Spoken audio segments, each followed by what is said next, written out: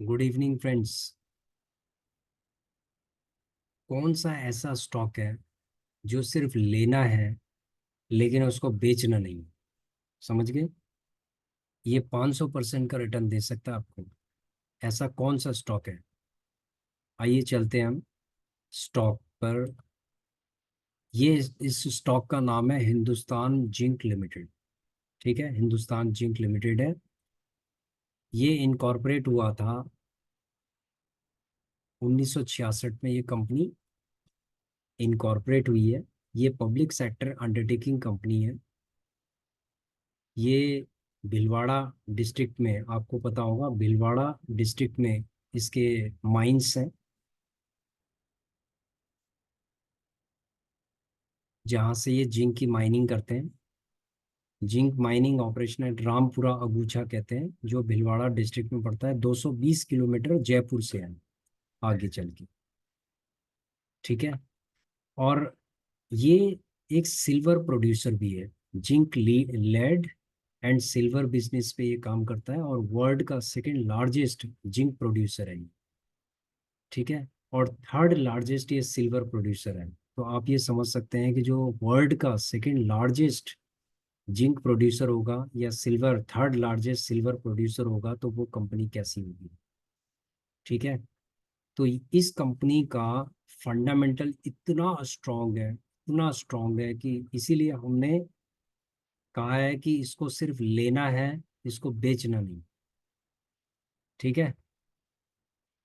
और ये इसके अलावा भी और भी चीज़ें हैं जिस पे ये काम करता है।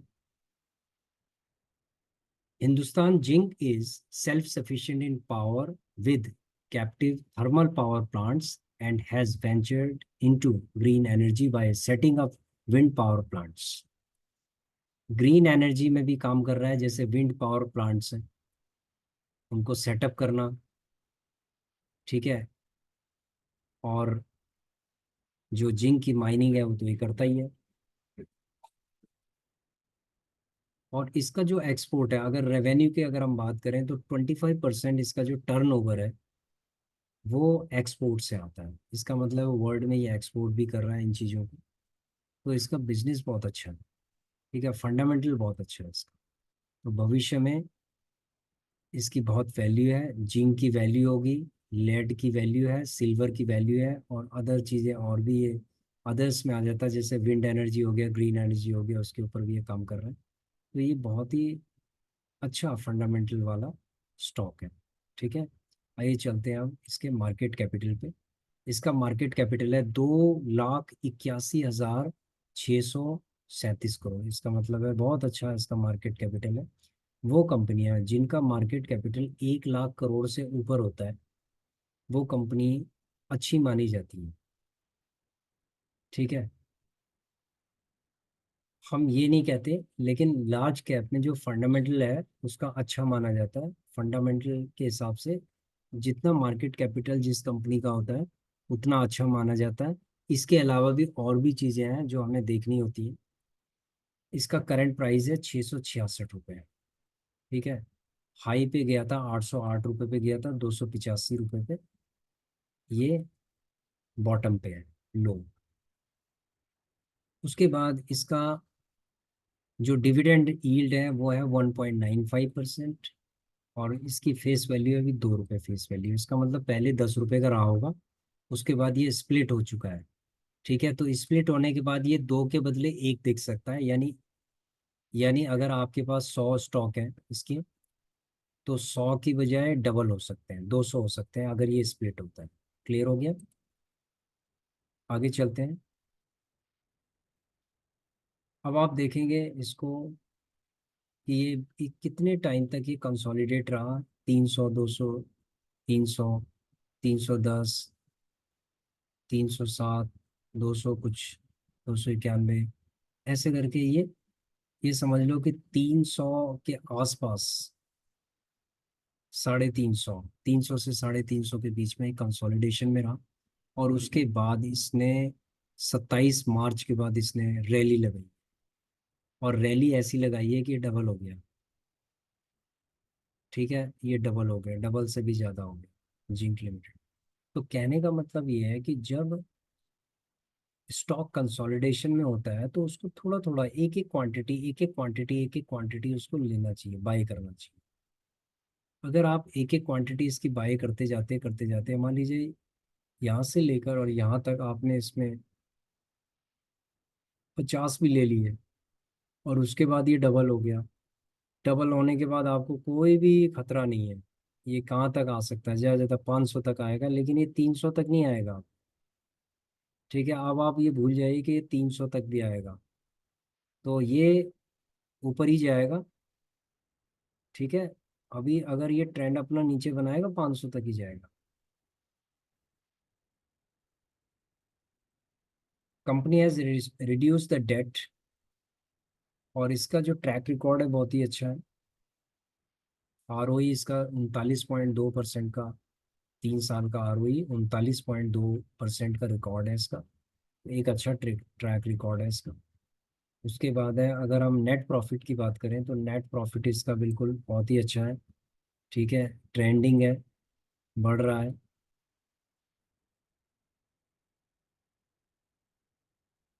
इसका नेट प्रॉफिट की अगर हम बात करें तो ये 7,787 करोड़ का इसने नेट प्रॉफिट दिया है मार्च 2024 का।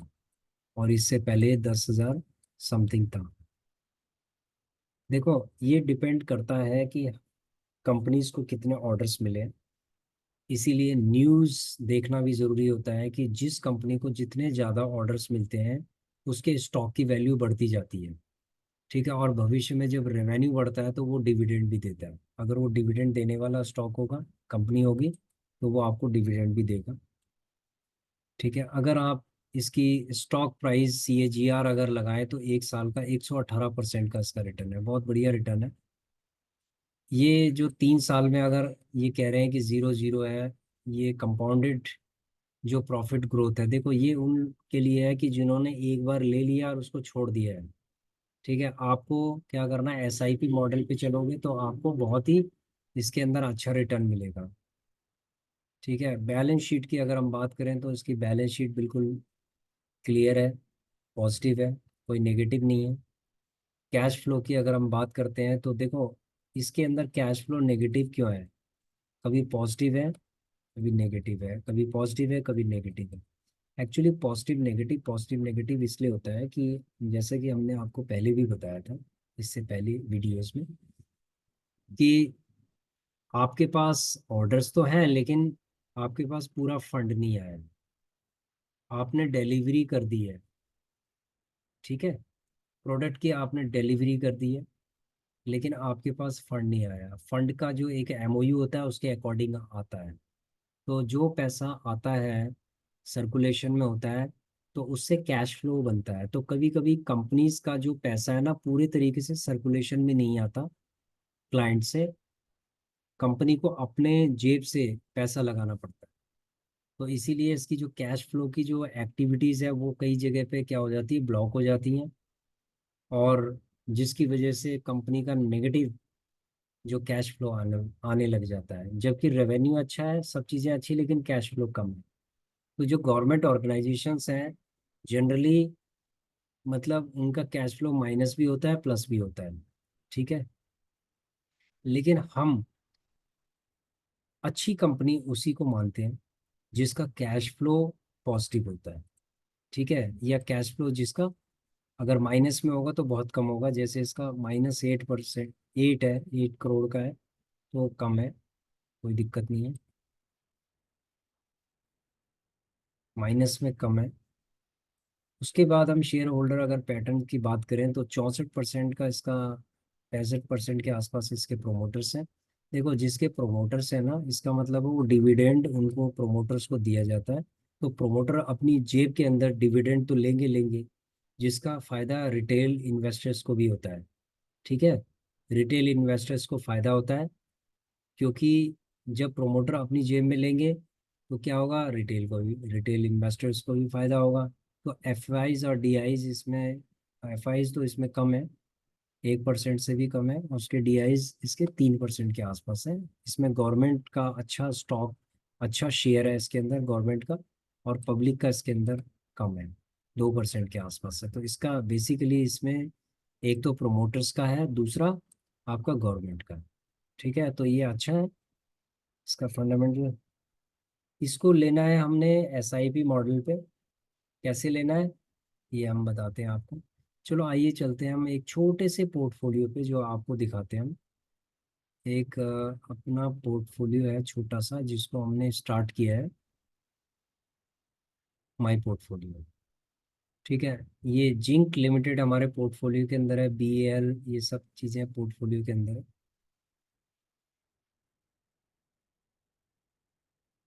ये पोर्टफोलियो के अंदर अगर आप देख रहे होंगे, हम फोकस करते हैं हिंदुस्तान जिंक लिमिटेड के अंदर। अब देखो, अब आप यहाँ पर देख रहे होंगे हिंदुस्तान जिंक लिमिटेड। हमने कितने लिए हैं? 6 स्टॉक इसके अंदर लिए हैं, 6 क्वांटिटी ली है अभी तक। और अभी लगभग 4-5 महीने, 3-4 महीने शायद हो गए हैं।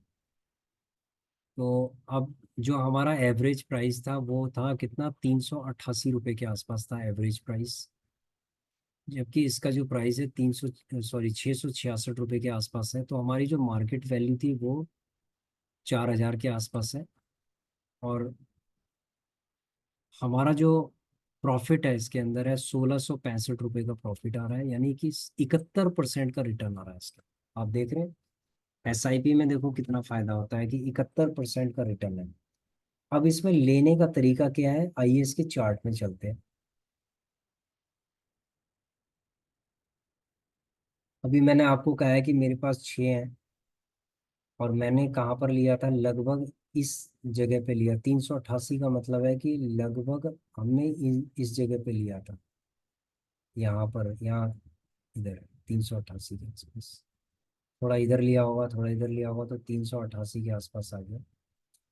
अब आप देख रहे होंगे कि कितनी बड़ी इसने रैली लगाई है। जब इसने इतनी बड़ी रैली लगाई है, तो तभी हमारा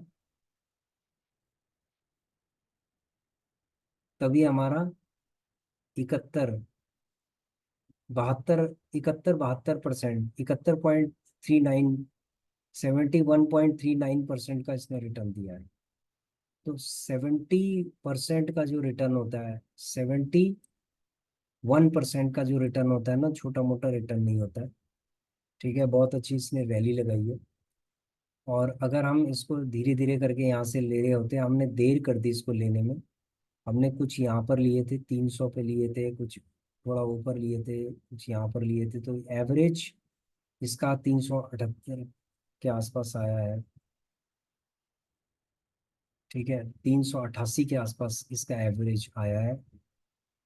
और इसने 71% का हमें रिटर्न दिया है। तो अब हमारी जो नेक्स्ट स्ट्रेटेजी क्या होगी इसको बाय करने की।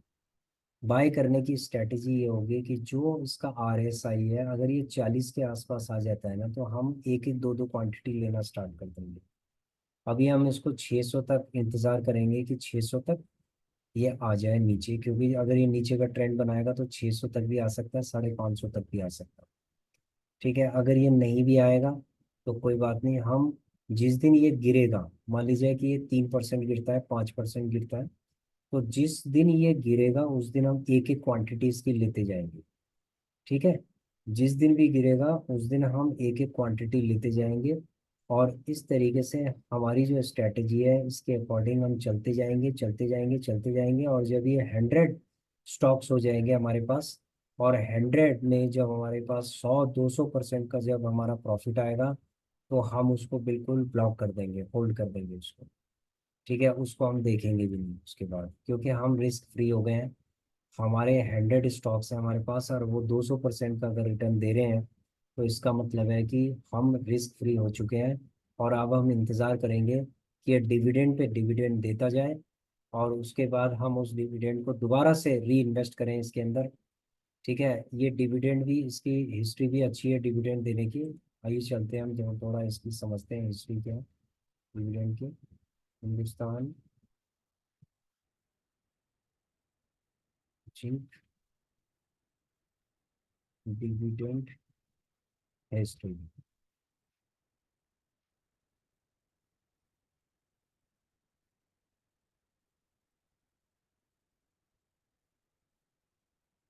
देखिए, अगर हम डिविडेंड की बात करें तो 2023 में इसने 4 बार डिविडेंड दिया है। ठीक है, कितना कितना डिविडेंड दिया है इसने? 13 रुपये, 26 रुपये, 7 और 6 13 रुपये, यानी 13 दूनी 26, और 26 और 26 52 रुपये, यानी 52 रुपये का ये डिविडेंड आपको दे रहा है। तो अगर आपके पास मान लीजिए,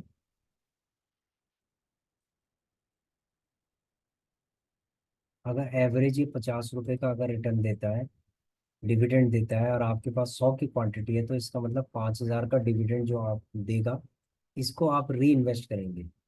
तो अगर आप 5 साल तक भी आप इसको री इन्वेस्ट करते हैं तो 25,000 रुपये, 25,000 रुपये आप री इन्वेस्ट कर रहे हैं। तो 25,000 रुपये जब आप री इन्वेस्ट कर रहे हैं तो स्टॉक की जो क्वांटिटी है ना वो भी इंक्रीज हो रही है। मान लीजिए कि ये 1,000 रुपये चला गया, तो इसका मतलब है कि आपने कितने ले लिए? 5 ले लिए। 1,000 रुपये चला गया तो 5 हो गए। उसके बाद क्या है कि नेक्स्ट ईयर भी आपने क्या किया है कि 5,000 का डिविडेंड मिला है आपको, आपने 5 और ले लिए। तो नेक्स्ट 5 ईयर्स के अंदर आपके पास 200 के आसपास क्वांटिटी हो सकती है, 200 के आसपास। और नेक्स्ट 15 ईयर्स में ये एक के बदले एक आपको दे सकता है। इसका मतलब है कि अगर आपके पास 200 है तो 2 दूनी 4, 400 के आसपास आपके पास हो जाएगा। और भविष्य में ये कम से कम 2,500 के आसपास जा सकता है। तो 2,500 इंटू कितना हो गया? यानी 10 लाख, कई ढाई सैकड़ा हजार 10,000 लाख 10 लाख, यानी 10 लाख रुपए आपके हो गए इसके अंदर। तो 10 lakhs रुपीज, 10 लाख रुपए अगर आपके हो गए तो आपका पोर्टफोलियो एक अच्छा माना जाएगा। ठीक है। Thank you very much. Thanks for watching our video.